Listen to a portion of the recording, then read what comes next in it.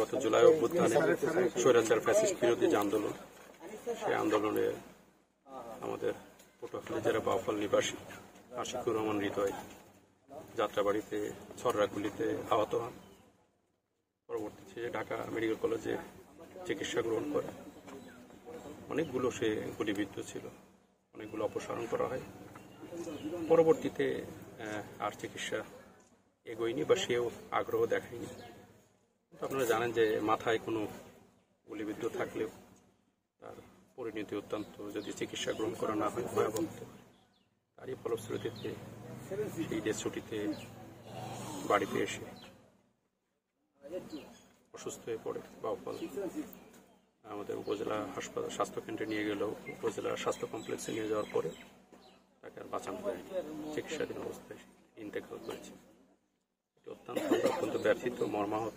আমি তার আত্মার মাগফিরাত কামনা করি, তার শোক সন্তপ্ত পরিবারের প্রতি সমবেদনা জানাই।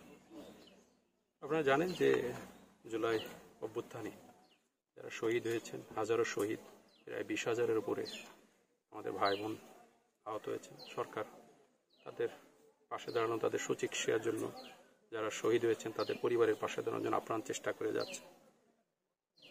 এটি অত্যন্ত হৃদয় বিদারক। সেটি হচ্ছে ওনার পরিবারের পক্ষ থেকে আশিকুর রহমান হৃদয়ের আর এক ভাইও এই আন্দোলনে আহত হয়েছেন, যিনি এখন চিকিৎসা গ্রহণ করবেন।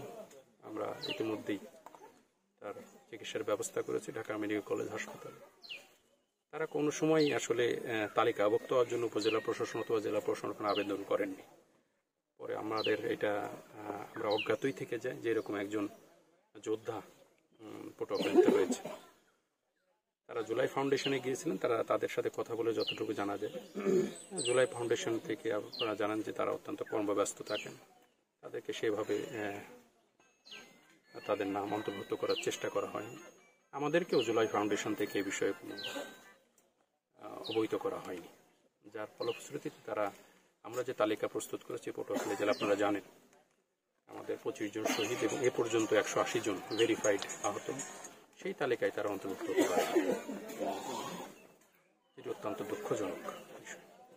এখন পটুয়াখালী সহ সারা বাংলাদেশে আইপ্ল্যান আর্কিটেক্ট অ্যান্ড ইঞ্জিনিয়ারিং এর একদল দক্ষ আর্কিটেক্ট ও ইঞ্জিনিয়ারিং টিম নিয়ে সকল ধরনের বাড়ির ডিজাইন ও সার্ভিস নিয়ে কাজ করে যাচ্ছে।